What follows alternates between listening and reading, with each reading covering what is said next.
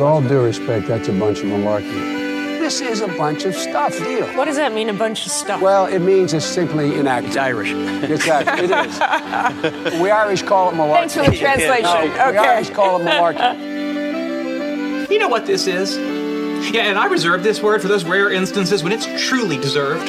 This is malarkey. That's a bunch of malarkey. Direct from the King Spring Studios in beautiful Smyrna, Georgia. This is a bunch of malarkey.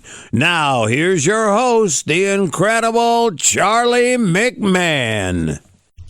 Thank you, Scott Shannon, and thanks to all of you for tuning in to yet another episode of A Bunch of Malarkey as we close out the month of July, if you can believe that. July just about to be put in the rearview mirror, and we welcome the month of August. Now, the month of August brings with it the dog days of summer, of course, because they say the beginning of August is actually the hottest time in the Northern Hemisphere on average. So the dog days of summer are upon us.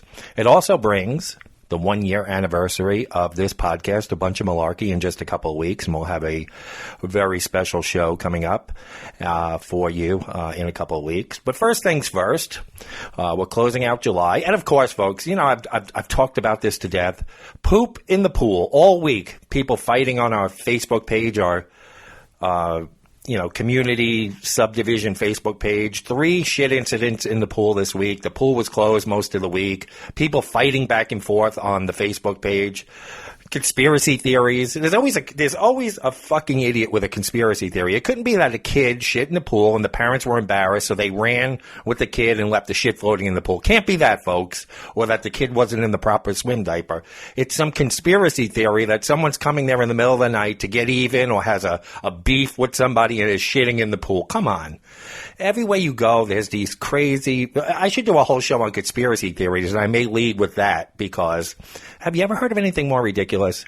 No, it couldn't be a kid in the wrong swim diaper or just an irresponsible parent. It has to be somebody coming there in the middle of the night in a fucking raincoat, like the Flasher story I told last year. It's got to be somebody diabolical in the middle of the night just to screw somebody up. These fucking conspiracy people. Everything's a fucking conspiracy. It couldn't just be that the kid had to shit. He was in the wrong diaper. Now, we've got 2 pools. We've got a large pool and a small pool. Simple solution. Any kid that's still in diapers under the age of 3 has to swim in the small pool. The big pool's open for everybody else. Problem solved. This way, if the kid shits in the small pool, it's not a big deal. It's easier to shock. The pool company comes, and I don't want to go on this tirade about shitting in pools, but I had to mention it because we're in the dog days of summer. The kids are going back to school here in a couple of weeks, so hopefully all this shit, no pun intended, will be over. So, like, when July ends, I start looking ahead now. I say to myself, we can only get through August. Then I start seeing and I used to be a lover of summer when I lived up north near the beaches and all. Now I just wish it away. I hate summer. So now I start saying, we're into August and September's right around the corner. But September here in the South and everywhere now because of climate change. Believe what you want, folks. Climate change is real. It's not a Chinese hoax. If you want to sit there with your measles-ridden kid because you don't believe in science and you're against vaccinations while hurricanes and tornadoes and heat waves and fires are going on around you, that's your business. But climate change is real. And all over. September used to be the month where you start breaking out the jacket a little bit. When I was a kid, it started getting cool mid-September up north, now it's hot up in north in September. It's blistering here until October, late October. So you can't even really look forward to September. But you do start to see some light at the end of the tunnel. And then with all of that comes the fall holidays. Halloween has been in the news. Can you believe this? Now, I touched on this last year around Halloween. And it was a big, it started gaining momentum last year. But now 4th of July is over. People have nothing better to do. So they're looking ahead to the next quote-unquote holiday, which really is Labor Day. But they look beyond that. They look towards Halloween. Now there's this petition going around to have Halloween moved to the last Saturday of October. Now, it kind of made news last year, but now it's gaining this big momentum. I think over 100,000 signatures on change.org is going on. They're going to send the petition to the president. I mean, come on. Only 6 federal holidays have been created since 1888, so they're not going to create this a holiday. Make Halloween a federal holiday, so you can dream on. Although, you never know with the guy sitting in the White House what could happen. But this petition was started by the nonprofit Halloween and Costume Association, and they claim that moving the holiday to the last Saturday of the month would create safer, longer, stress-free celebration. Now, that's kind of selfish because you want it moved because you work Monday through Friday, 8 to 5, and it interferes with you. Let's have it on Saturday. Well, what about all the people that work on Saturdays, too? If it's every year on a Saturday, they'll never get to enjoy the celebration with their kids and stuff. There are people, nurses, medics, doctors, all kinds of police, all kinds of people work on the weekends. So why are you going to be a selfish bitch? It's people sitting around with nothing better to do. That's the problem. Who sits around in the heat of summer, you're sweating your balls off, and starts thinking about moving Halloween to Saturday, the last Saturday? Maybe Easter should be on a Monday so we all get an extra day off. We all like drinking on St. Patrick's Day. Let's move that too. Let's make it the middle Saturday of every March. I mean, come on, folks. You can't just change shit because it's convenient for you. There's other people in society, folks, and that's what we talk about mutants every week. We have to kind of get along and be considerate of others. Now, that transitions perfectly into a story that happened here, one town over from where I live here in beautiful, as Scott Shannon says, Smyrna, Georgia. At a supermarket. Now, you know, I always tell you guys, we do the Mutant of the Week segment, and I've been saying since this podcast started, even in the first episode, the pilot episode last year, which was only 15 minutes long, my main theme was when you see a mutant in public doing something against the unwritten codes of society, you call them out. Well, in today's society, if you call out a mutant, this could lead to something really much bigger, and that's what happened at a supermarket one town over from this King Spring studio. Now, there's this woman, Erica Thomas. She's a local politician and a youth leader. She is the Georgia State Representative of the 39th District. She is also the founder of Speak Out Loud, which is a local nonprofit dedicated to giving a voice to foster children. Thomas received the 2013 Ambassador for Peace Award from the Global Peace Foundation. Sounds like a great lady, right? You know, got into politics to make changes, working with foster children. Sounds like a wonderful lady. Somebody you'd want living next door to you. Just a good lady. Well, about a week and a half ago, this woman, Erica Thomas, was in a public supermarket. She was in the express lane when she alleged that a man degraded and berated her. She went home and recorded a Facebook Live video, which went viral.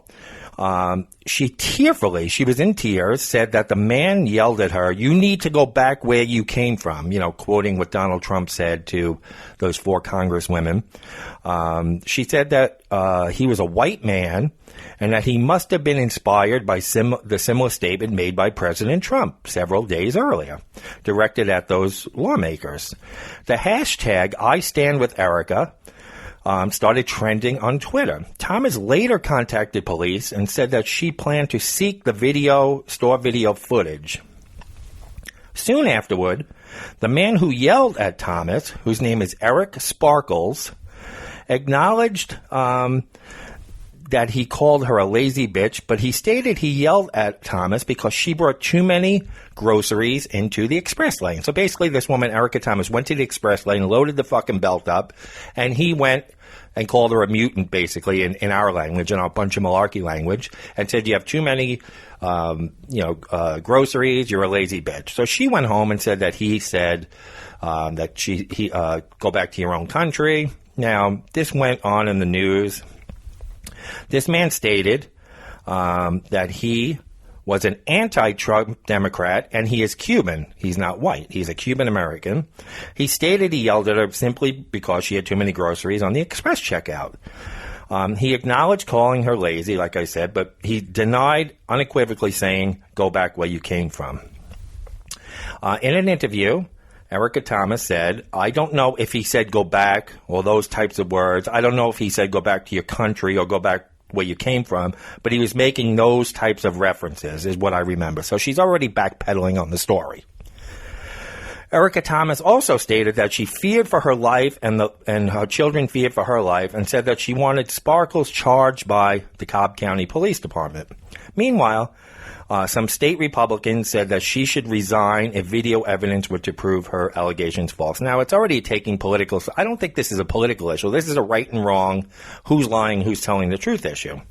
A witness to the grocery store encounter between Erica Thomas and Mr. Sparkles said she told authorities she didn't hear this gentleman make these remarks. And a Publix employee told the Cobb County officer that she witnessed part of the conversation and heard Erica Thomas, tell Mr. Sparkles to go back where he came from. I don't know if she meant his country or go back wherever checkout line you came from or whatever. Doesn't necessarily mean it was racially motivated. But this witness did not hear Mr. Sparkles utter those words to Ms. Thomas.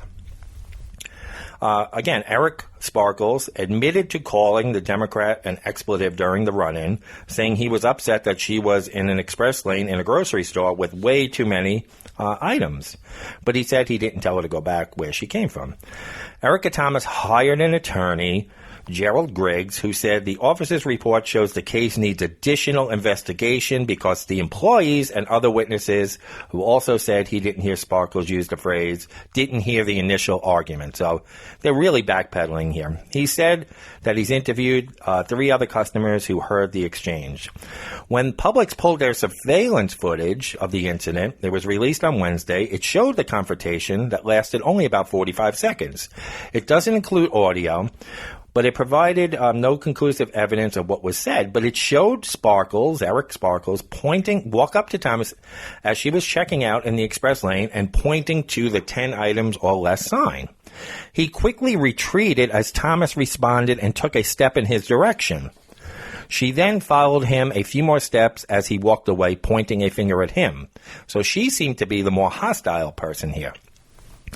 The officer who reviewed the tape wrote that Sparkles did not appear to be irate or to have approached her with clenched fists, as Ms. Thomas claimed. He also wrote that Thomas's 9-year-old daughter was seen laughing and smiling in the video and not fearing for her life. The video did little to settle the question of what happened, but witness testimony offered new details. In a report, the Publix employee told police that after Sparkles approached Thomas and he began to leave, but Ms. Thomas kept running her mouth as she approached him by repeatedly calling Thomas ignorant. The employee told the officer that she did not hear either of them use profanity. Another Publix employee said Derek Tompkins told police he heard Sparkles call Thomas a bitch, but he didn't hear him tell her to go back to where she came from. So this is a he said, she said. Seems to be that most of the witnesses take the Mr. Sparkles version of events. Cobb authorities said this past Tuesday they don't intend to file criminal charges after a thorough investigation. Mr. Sparkles said he wasn't surprised that Cobb authorities decided not to file charges and that the police report speaks for itself. He also blasted media coverage of the incident. He went on to say that everyone that knows me knows I am anti-hate, anti-bigot, and anti-racism. He said, sadly, too much of the media isn't fact-checking items or they are just taking the word of a politician when they do a live Facebook or Twitter post, end quote. The back and forth has led to new scrutiny that mirrors the nation's current political divide. Some liberals declared that the run-in is a heartbreaking side effect of Trump's rhetoric, and some conservatives cast Thomas in a version of Jussie Smollett, the Chicago actor accused of concocting a racist attack to advance his career. Now, I wasn't there. I don't know what happened, but based on the reports, it looks like this woman was embarrassed because she was called out for being a mutant, which I totally encourage people to do. Maybe not call the woman a bitch in front of her kids, but I have no problem with people calling out people for being inconsiderate assholes, and that's what Mr. Sparkles did. What was said afterwards, it's a he said, she said thing. Looks like it was propped up to be something it really wasn't. Here's my problem. There's enough racism going on in the world right now, in this country. It's everywhere. Real, genuine, hateful racism, which nobody should tolerate. But when people like this Jussie Smollett, and maybe even this woman, Erica Swalkos, manufacture racism or try to grab onto a talking point. What the president said was horrible, in my opinion, about go back to your own country and stuff. But to try to capitalize on that, there's enough racism going around if we want to point to examples. You don't produce or artificially produce more of it, because then when there's real racism and people are really oppressed and treated like shit, nobody's going to believe them. So people like Jussie Smollett and this woman who's looking for attention, in my opinion, based on all the reports, and most of these employees were also African American. So it wasn't like the employees were white and taking the side of the Cuban guy over the African American woman. Most of these employees in the video and that they spoke to were African American also. And they even said that this Sparkles guy never said go back to your own country. So the president's fucked up in a lot of ways for saying go back and all this racist shit. I'm not going to say he's not. I don't like him. You know that. I try not to get political on the show. But when people go and make up shit to further their own cause or to manufacture something that's not really there, then they should be held accountable. This woman, if it's proven that she made this shit up, she should lose her job. I'm sorry, because there's enough hate going around. You don't need to manufacture it. So this is what's going on at stores. Now, do I take back what I say about calling out mutants? Because it could lead to an incident like this where you call the racist or called whatever. No, I mean, to go up to this woman and call her a bitch, because he admits saying that is wrong. You don't call someone a bitch, but to say, listen, that sign says 10 items or fewer, you're tying up the line, you're not being considerate to other people. I don't think there's anything wrong with that. I pick my battles. The other day I stood behind a woman for about 15 minutes who claimed Dove body wash was on sale. But it was the store brand that was on sale, screaming and fighting with the cashier. All my frozen foods on the belt, defrosting. And I had to bite my tongue and bite so hard not to say something, because she was an older woman. I didn't want to start a feud in the store. But it's very hard to not say something to these people because they think they're the only people in the world. And that's my rant today. It's about, I got a lot to get off my chest today, folks, in case you haven't noticed. But if we stop calling people out on these unsocial, on these unwritten social things, it's a breakdown of society. There's got to be, the woman even said, is this man, I saw a lot of comments about this supermarket incident, and they said even if he didn't call her a racial slur or tell her to go back, who is he, the Publix or the supermarket police? Who is he to tell her? Because if people don't speak up, you got assholes like this that'll bring 100 items to these checkouts. If the store isn't going to enforce it, we the people have to do it. Sometimes you just have to call out mutants for what they are, and I'll never back down from that. But I guess you have to choose your words and your approach very wisely. So that's my rant about mutants and how to call them out. So why not get right into our favorite segment? Mutant of the Week. Now, we had a landslide victory last week where the beer-boosting blockhead, the guy who used a 30-pack of beer as a booster seat for his 2-year-old toddler, he won in a landslide over the shady shifter, the guy who tried to steal an elderly gentleman's car in Florida but didn't know how to drive stick shift. It was an 82 to 18% landslide victory. I thought that one was going to be closer, but you guys spoke, and the beer boosting blockhead will wear the Mutant of the Week crown until next week. So you guys voted, and where do you vote for the Mutant of the Week if you're new to the show? Which a lot of new listeners last week. We already broke the record for a single month, the month of July, and we still have a couple of days to go. Where do you vote in case you're new to the show? Well, you go to the Facebook page, A Bunch of Malarkey. You like the page, and then our poll goes up every Tuesday morning bright and early, 4 o'clock in the morning, before you're even up for work, and it goes on and on and on until Saturday midday. So you have just about 5 full days to vote. And make your voices heard, because these mutants are everywhere, folks, no matter where you go. So before I give you the nominees, let me know in the comments how you feel about confronting mutants. Do you confront them if they do something really, annoying, or they think they're the only ones? Whether it be, we talked about airports last week and airplanes. If someone's breaking the written or unwritten rules, do you call them out, or do you feel it's not your place? How do you approach mutants? So we want to know. Let us know. Maybe I'll even do a poll about that. So, because I really want to know where you stand. Okay, on to this week's nominees. And it's from right here in the Peach State of Georgia, where a Georgia woman, she's facing multiple charges, including aggravated robbery and armed assault, after she fired a gun into the floor of a McDonald's because she received cold French fries, according to multiple local reports. The woman originally left the McDonald's with her order on Monday afternoon, but returned and said the fries were cold. The manager went to get the new fries, and the woman went into the kitchen, firing a shot into the kitchen floor. The owner of the restaurant gave the woman a refund, and she left.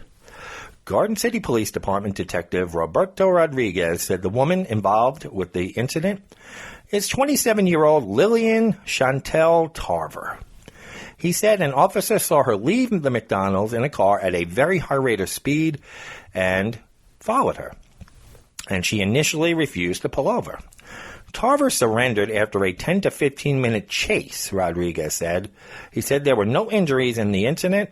He also said that Tarver fired at the McDonald's, but didn't confirm whether it was because the fries were cold and she was upset over that. Tarver was booked into the Chatham County Jail and is being held without bond. She's also facing charges related to her driving away from the scene, according to the sheriff's office. So, boy, George is really in the news. First, Miss, what do you call it here? Miss Thomas and Mr. Sparkles, and now this woman firing the gun into the floor. So let's call her the fry-by shooter. So we've got the fry-by shooter from here in the state of Georgia. Now, for our second nominee, we've got to go to Indiana. Don't lie through someone else's teeth.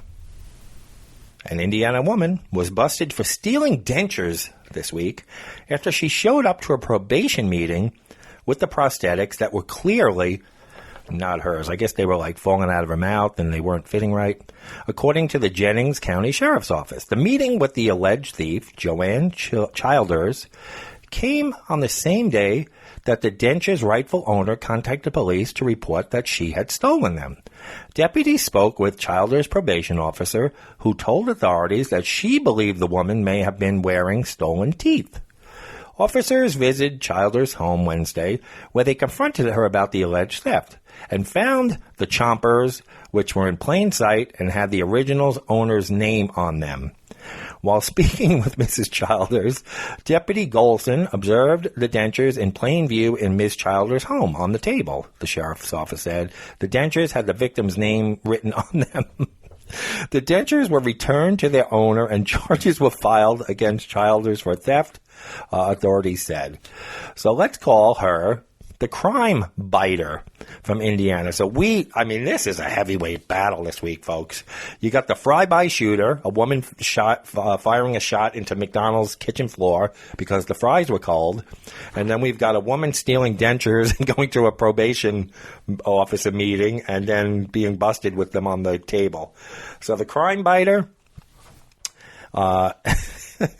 and the fry-by shooter. So make your voices heard, folks. The poll goes up Tuesday and ends on Saturday. Now, all this outrage in public and everything, we spoke about in the opening calling someone out for, not following unwritten rules,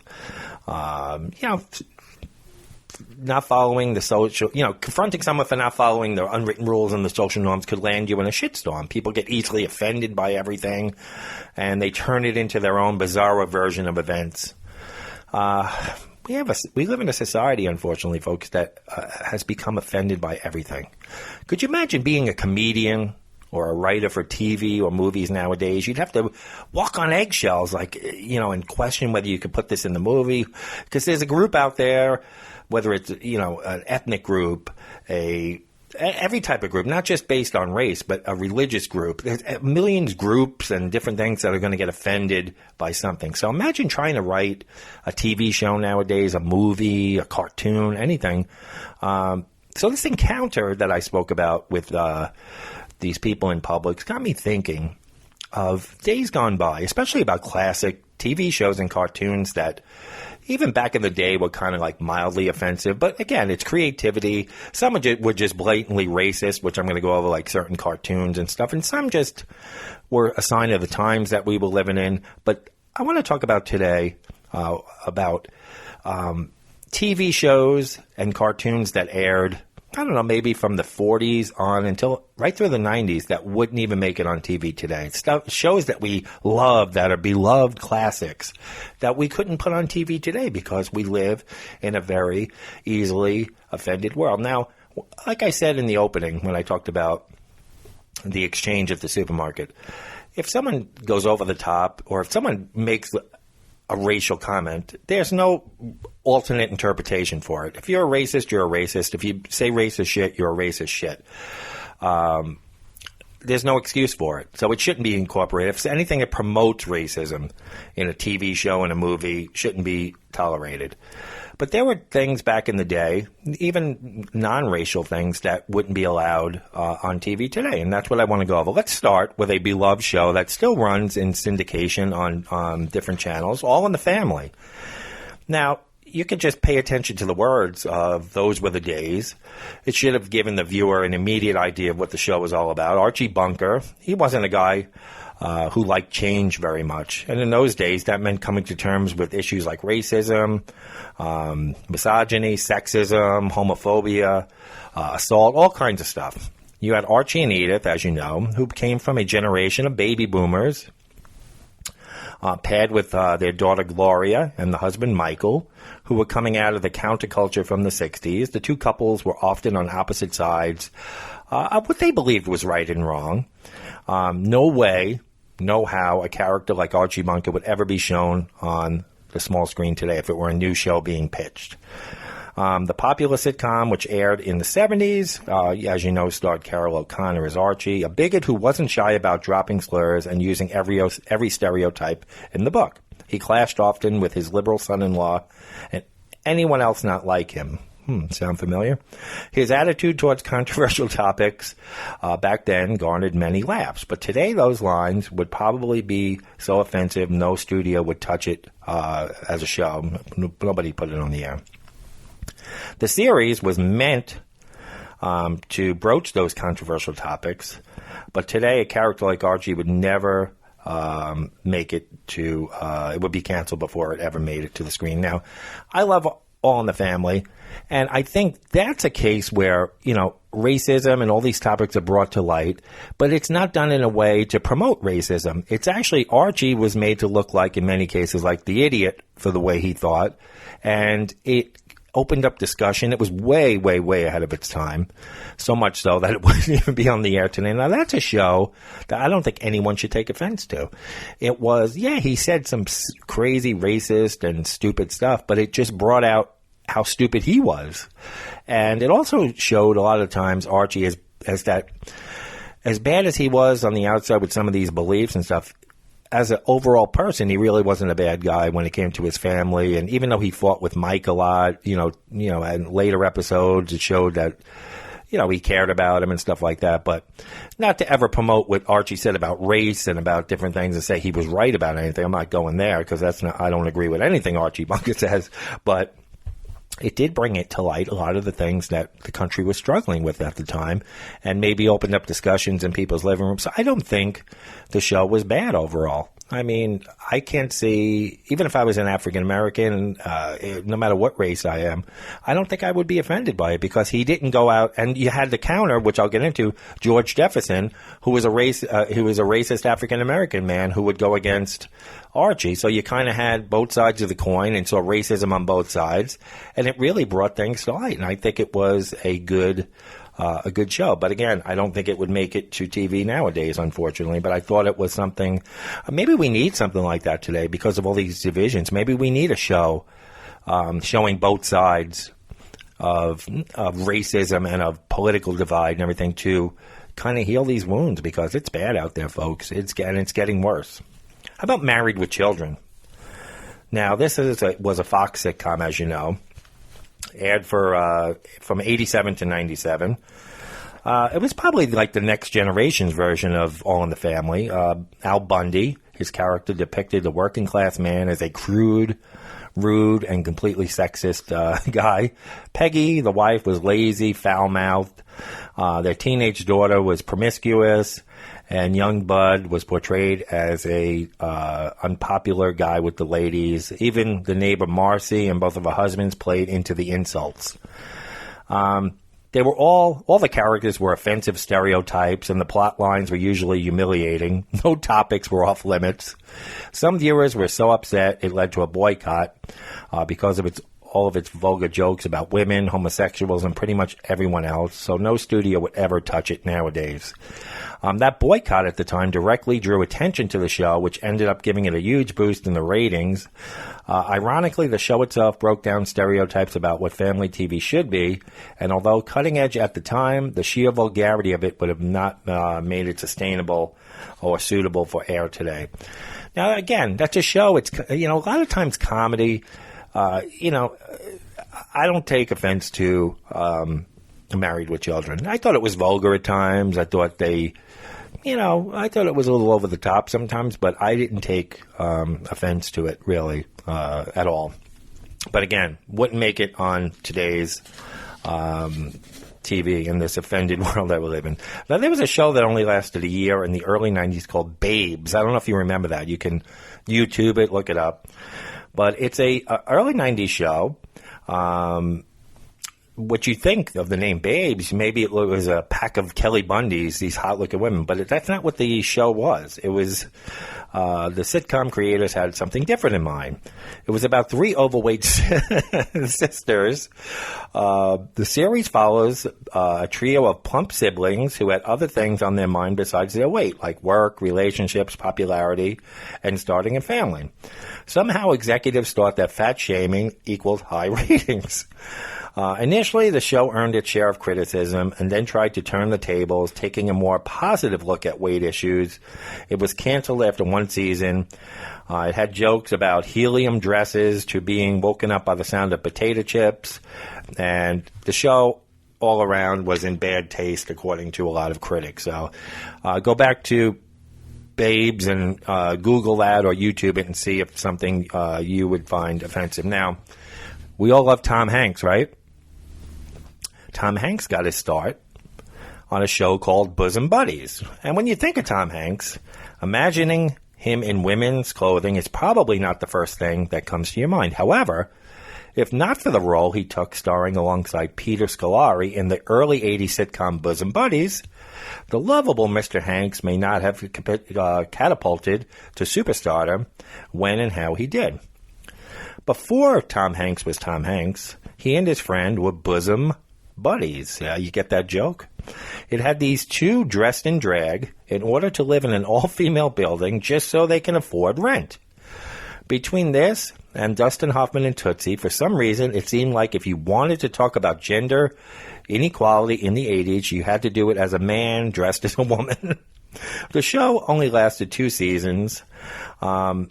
So in a more politically correct world today, with more conservative conversations about gender inequality, it certainly doesn't seem like we'd be seeing men dressing in drag on prime time to get cheaper rent. I'm wondering, would Mrs. Doubtfire make the cut today? What do you think, folks? Would a movie like Mrs. Doubtfire be welcomed in today's society? I don't think it would be. Now, Three's Company, that's, we weren't really allowed to watch it as kids because I think my mom thought it was too sexist or too, I don't remember. I mean, I watched it in my later teen years and later on, but as kids, we weren't allowed to watch it. Three's Company is one of the most beloved sitcoms of that time. It spawned several spin-offs and made John Ritter a comedic superstar. Now, John Ritter, with his physical comedy, there are a lot of comedians that copied his style, and he was cutting edge. While the 70s were certainly a time of change and accepting new views on life, fighting through conservative values was a common theme on television, no matter the genre. When Jack, Janet, and Chrissy, this is the first evolution of roommates, because I think Chrissy left, and I forget what the second roommate, you guys can chime in on it was another blonde, I don't remember when Chrissy left. They decided to move in together. In order to get past the unconventional idea of a man living with a woman he wasn't married to, they threw out the unconventional idea that a man could live with a woman he wasn't married to as long as he was gay. and that way there would be no hanky-panky. So Jack Ritter acted gay. No, John Ritter acted gay. Apparently being gay was slightly less frowned upon than being promiscuous at that time. So I don't think that would be welcomed on TV as a new pitched show either nowadays. What about the Dukes of Hazzard for you folks listening here down in Georgia and in the South? As it turns out, these good old boys, while they might not have meant any harm, appear to have had some racist tendencies, according to critics. If the giant Confederate flag on the top of their bright orange 69 Dodge Charger named generally didn't give it away, you might want to brush up on your Civil War history. Now, some people still don't find the Confederate flag offensive. Those are the people that would defend the show. From 79 to 85, the fast-driving Duke boys of Hazard County tore up the roads and made Southern life look cool. Maybe people thought if the South were to rise again, it would look something like the Dukes of Hazzard. While the lack of diversity on the show wasn't a direct implication that the show is racist, according to critics, the idea of a Klan meeting happening somewhere in that town wasn't too far-fetched. The show about two good old boys, never meaning to do no harm, wouldn't have a shot of being made for TV in this day and age. The adventures of the duo Luke Duke and Bo Duke, played by Tom Wopat and John Schneider, isn't something a network could put on today. They were always getting into trouble with the law, speeding around in an orange car named the General Lee with that Confederate flag painted on it. It just wouldn't go over very well on TV now. Proving that the time brings perspective, in 2015, TV Land actually ended up removing all episodes of Dukes of Hazzard reruns from its schedule. So chime in on what you think of the Dukes of Hazzard and whether that was offensive or should have been taken off the air. Now, here's a show we all grew up watching and has transcended different generations. I Love Lucy. I mean, who didn't love Lucille Ball? Lucy and Ricky Ricardo, I should say. You know, he was a Cuban immigrant with his red-haired wife, and they were one of America's most beloved couples. They not only pushed the limits of comedy, but broke down the barriers of what you could see on TV. In the 50s, I Love Lucy tested censorship in areas that showed how Ricky and Lucy slept, and even the words used to describe Lucy's pregnancy, which could not be said at that time on TV. Well, cutting edge at the time, the racial stereotypes, sexism, and chauvinism that was normalized then, according to critics, would never fly today. His views, Ricky Ricardo's views on a woman's place in the world were commonly shared and respected. It may have been groundbreaking in the realm of depicting bicultural, biracial relationships, being that Ricky was Cuban and Lucy was Caucasian. But for women, it proved women still had a long way to go in society. So what do you think of that, folks? Would I Love Lucy make it? But I Love Lucy wouldn't be pitched today because the times have changed. Here's one that some critics find offensive. I Dream of Jeannie. Now, you think, you may have thought you were just watching a fantasy about a genie who falls in love with a mortal and in her attempt to adapt gets caught up in a bunch of comedic situations. But according to some critics, what you were really witnessing was an abusive relationship and a case of Stockholm Syndrome. I Dream of Jeannie was about a man who keeps a beautiful woman confined to a bottle and only allows her out minimally around people, and she must refer to him as master, not to mention multiple scenarios having her being trapped somewhere and unable to use her powers. Captain Tony Nelson and the beautiful Jeannie were often looked at as an adorable couple. Revisiting the classic makes the blatant misogyny hard to miss, according to some critics. So what do you think, folks? Maybe a show about a genie, but would it be like this where he was the master and she had to do what he said? Would that fly today? I don't know.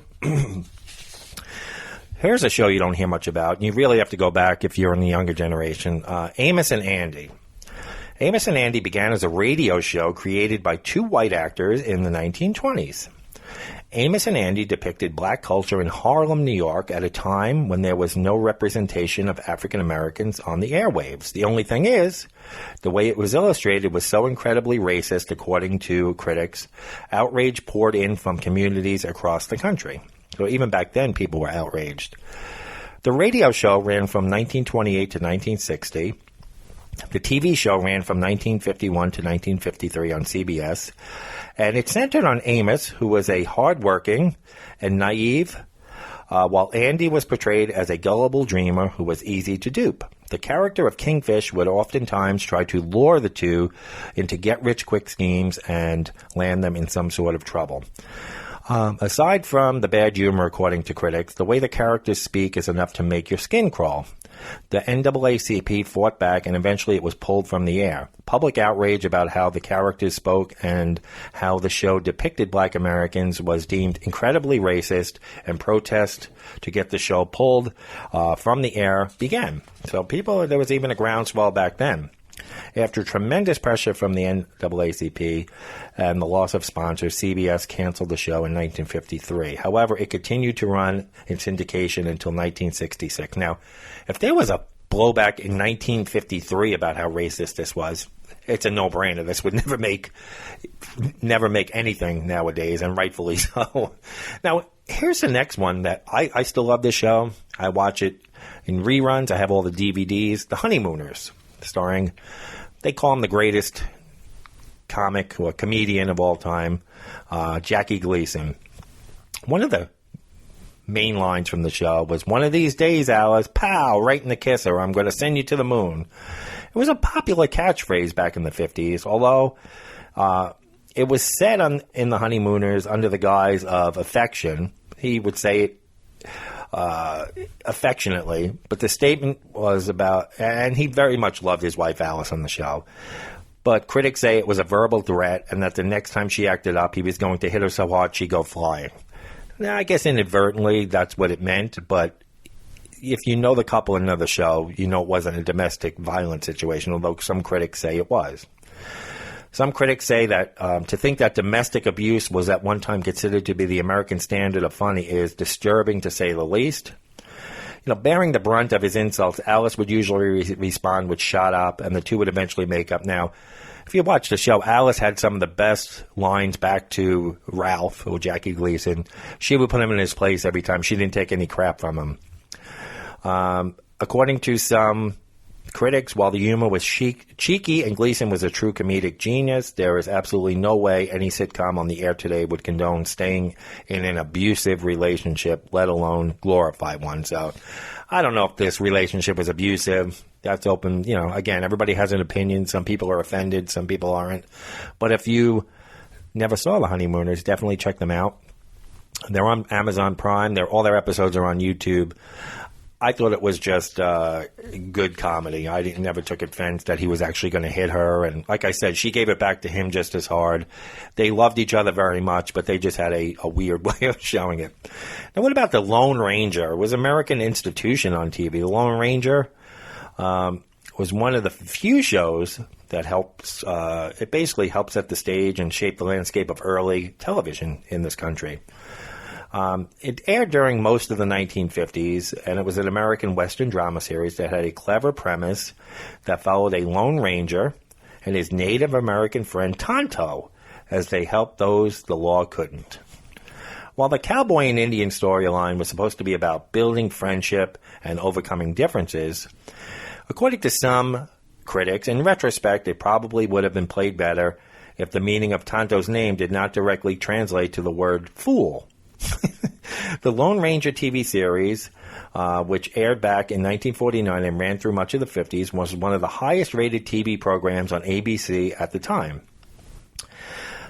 But today, however, this cowboy and Indian storyline of two characters overcoming their differences and forming a friendship probably wouldn't work for a few reasons, according to critics. One of the reasons is that Tonto translates to fool, as I said, and because of the show's racist undertones and portrayal of Native Americans.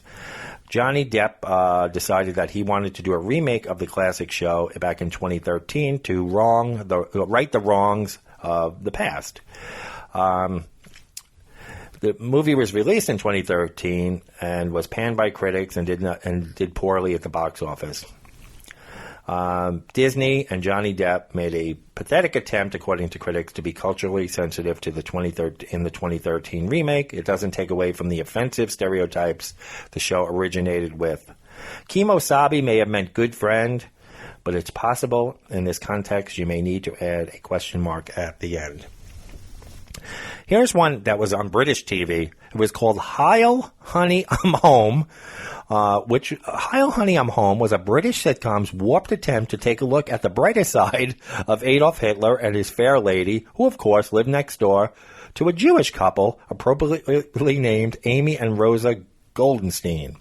While the show was made to be a spoof of a 1950s-style comedy, it was actually made in 1990. It only lasted one episode and then was swiftly pulled off the air, as most thought it was done in poor taste and trivialized Nazism.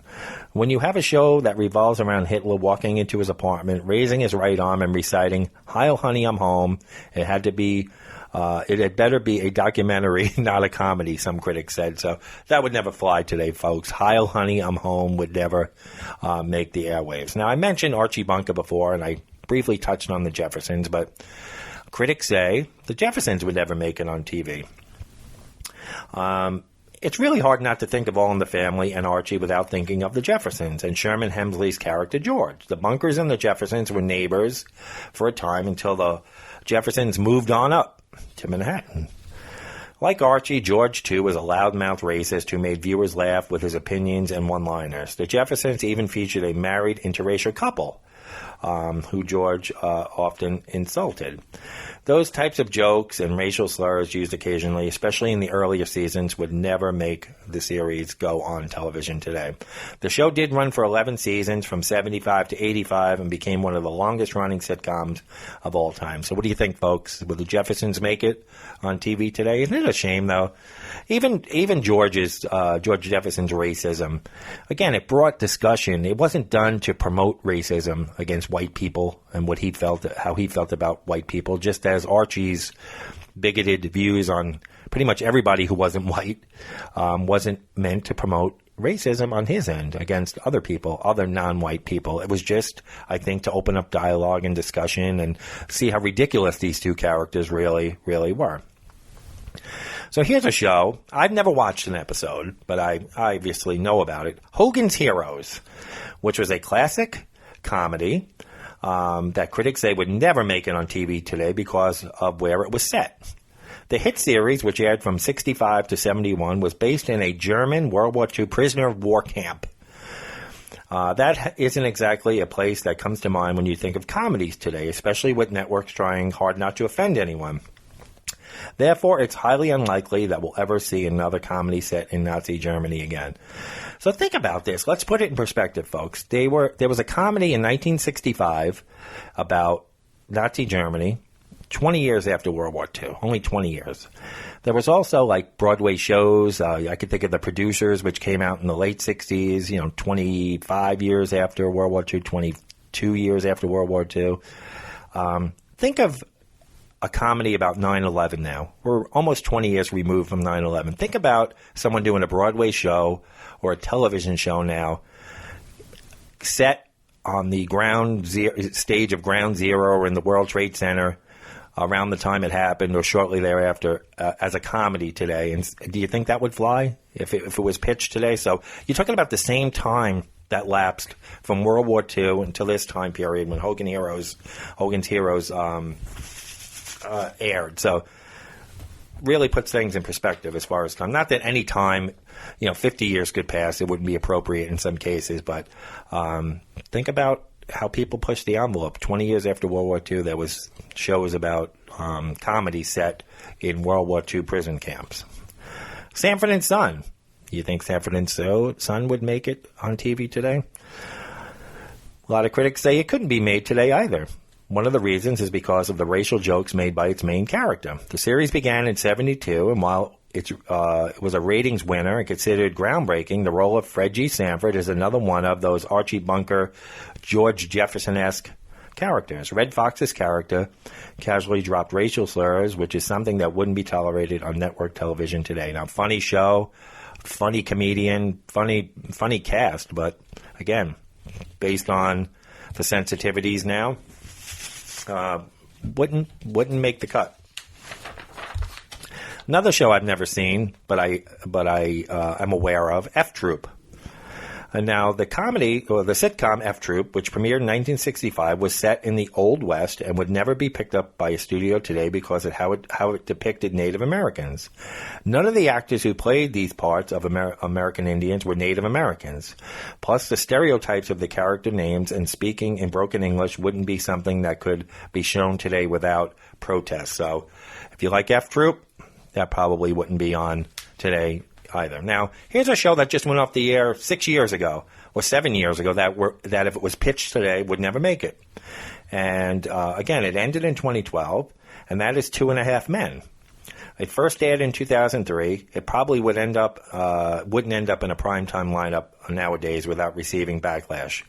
People would likely point out Charlie Harper's womanizing ways and would have a problem with many of the female characters and being treated as sex objects, especially with the Me Too movement and everything that's gone on. So there wouldn't be a 2.5 Men, a show that just went off the air a few years ago. Times have really changed quickly in the last 6 or 7 years. Now let's talk about cartoons before we wrap this show up. Let's talk about cartoons and cartoon characters that probably would never make it nowadays. The first thing that came to my mind was Speedy Gonzales. You know, back in the 50s, the idea of a cute Mexican mouse sporting a sombrero and saving the day was a pretty novel idea, I guess. Now jump to the Trump-Mexico standoff of the last couple of years, and Speedy Gonzales is more than a little outdated. Sure, Speedy is a hero at heart. With his exaggerated accent and a penchant for overreacting. But what's the lesson here? Let's not forget that El Gringo Pussigato Sylvester was trying to keep immigrant mice out nearly 70 years ago, according to some critics. All siestas and shootouts, the tiny tequila-swilling rodent doesn't exactly put a positive spin on Mexico or its citizens as we know it. Critics say also bear in mind that modern society is trying to erase negative stereotypes of any culture. Speedy isn't doing Hispanic relations any favors. Speedy Gonzales cartoons were even pulled from the Cartoon Network in '99 for causing possible offense to younger viewers. Since then, there have been several campaigns to bring Speedy back to our screens, even a possible movie, with many of them seeing him as a cultural icon. While Speedy may be a part of history now, it is highly unlikely that the cartoon would make it past the planning stages in today's society. Now, there's also, I'm going to mention Donald Duck, but not for his overall performance. You know, apart from the possible nudity from him not wearing any pants. I've always wondered how he walked around with no pants. There was a Donald Duck cartoon that caused offense in a completely different way. Instead of his usual routine of being Mickey's best bud, in 1943, Der Fuhrer's Face, it took Donald in a controversial new direction. The downtrodden duck featured in the anti-Nazi propaganda cartoon, but it's impossible to see something like this being made today. He was trapped in a nightmarish world. Donald was forced to work in a Nazi weapons factory. Elsewhere, depictions of the Emperor Hirohito with buck teeth and other Chinese stereotypes were a little close to the bone. Even though Donald is depicted as a reluctant Nazi, the inclusion of this plot left Der Fuhrer's Face out of the main Disney circulation for many years. In fact, the short only made it to a home release as late as 2004. Shows like South Park may be able to poke fun at Korea, Bin Laden, or Saddam, but you'll never see a modern Mickey Mouse nightmare where he is forced to join ISIS. However, winning Donald Duck his first Oscar, it was a brave move by the House of Mouse. So, what do you think, folks? Could you see a cartoon character joining ISIS today or the enemy and working in an ISIS weapons plant? Now, Tom and Jerry's been controversial for years. You know, a lot of kids, when you watch it as a kid, you think it's just a cat and mouse trying to outwit each other. But it's come under some heavy censorship the last few years, leading many to question where has everyone's sense of humor gone. Modern versions of Tom and Jerry have focused a lot less on their smoking, violence, and drinking, but is that really the way it should be? Admittedly, there are parts that haven't aged particularly well on Tom and Jerry. On the surface, Tom and Jerry might seem like innocent kids' cartoon. Like I said, that's all I ever thought of it as when I was growing up. But if you take a look back at its original run starting in the 40s, along with the outdated sexist attitudes, racial stereotypes are glaringly obvious and remarkably offensive, according to critics. The show now comes with a warning for parents before they blindly sit their children in front of the TV. Some past episodes that have been censored on broadcast television were even cut from certain collections. Characters like Mammy Two Shoes and episodes that include minstrel dances and blackface might be reflective of our history, but creating an animated slapstick comedy that's designed for children may be totally wrong in today's world, according to critics. William Hanna and Joseph Barbera would have been laughed out of the room.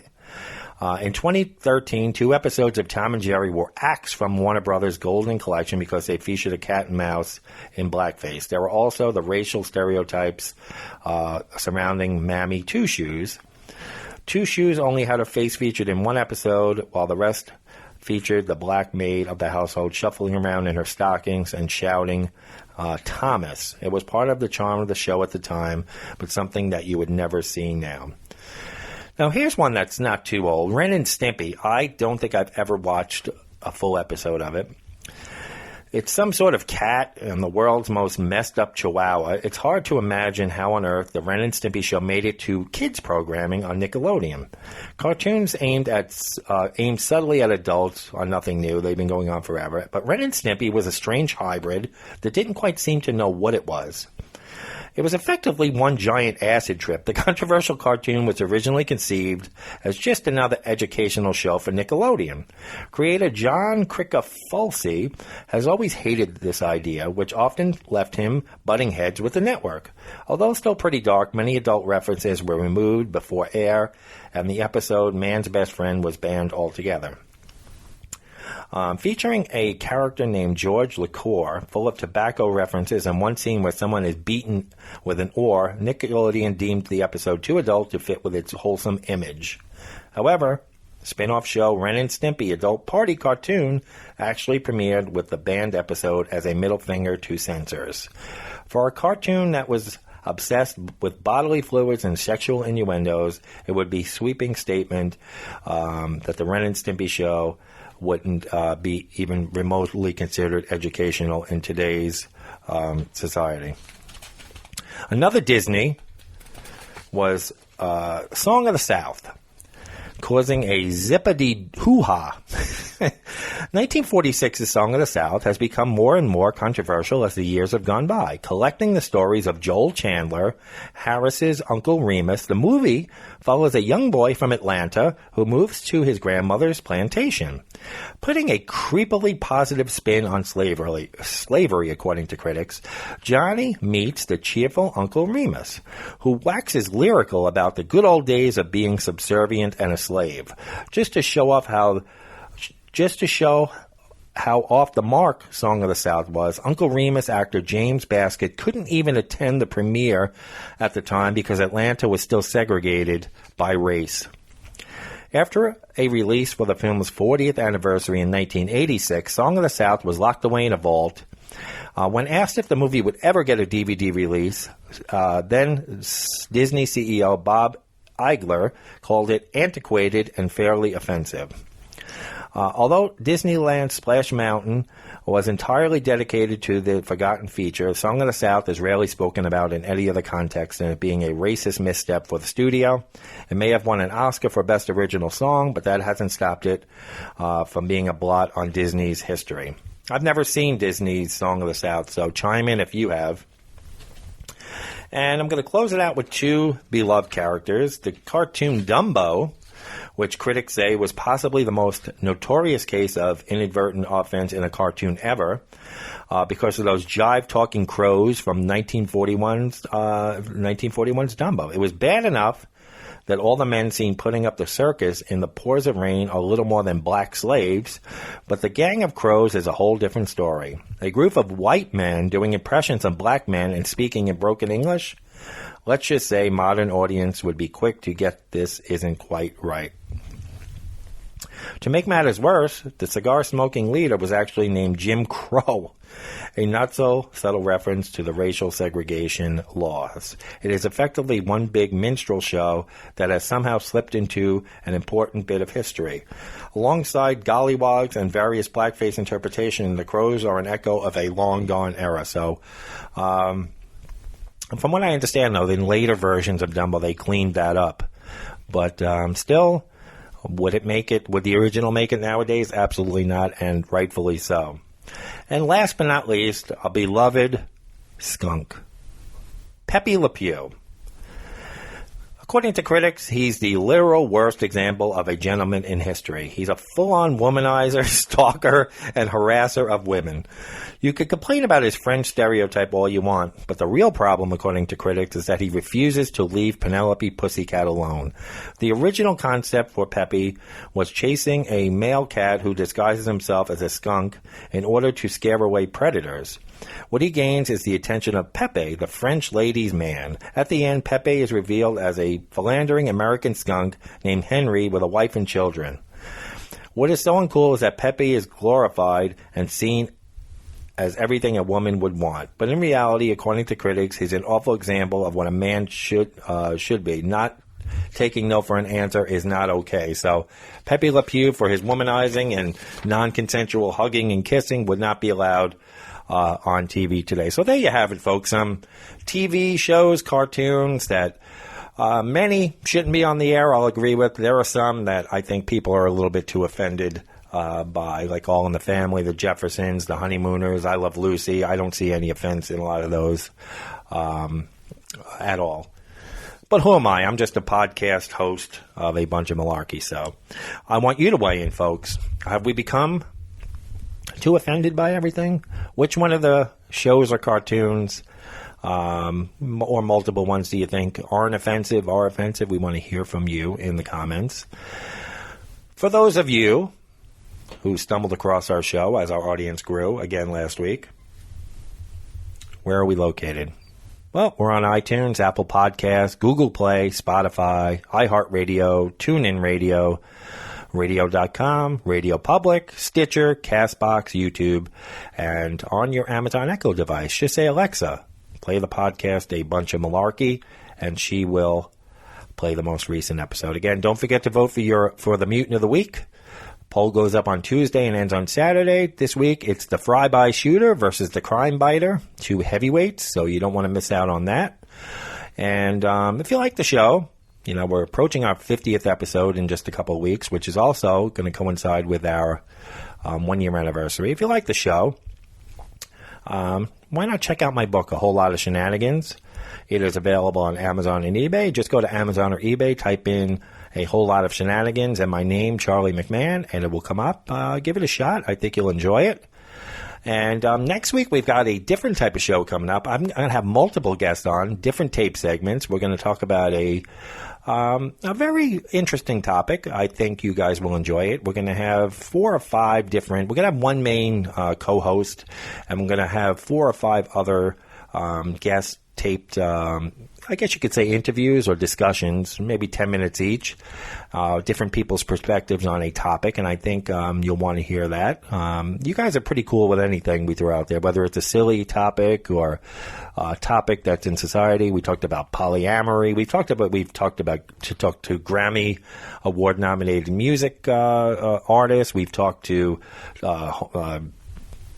people, paranormal investigators. We've talked to a lot of different people about a lot of different topics, and you guys are really cool. You kind of adjust with whatever we put out there, you know, because you get tired of one thing. We can't be silly and stupid every week or funny, or we want to mix it up with different topics. So I think you're going to enjoy next week's topic, as we're going to have a range of 4 or 5 different people, one main co-host, and maybe 4 or 5 other segments. So I think you guys are going to enjoy that. So tune in next week for that. So that's going to wrap it up for this week. So, folks, if you're just sitting around watching old television shows or cartoons, or if you're in the checkout line, or the express lane at the supermarket, in the pool floating with the shit, no matter where you are, folks, you have to beware, because it's a shit show out there. Thanks so much for joining us. This has been A Bunch of Malarkey. Have a great week, everybody. We'll talk to you next week. Thanks so much.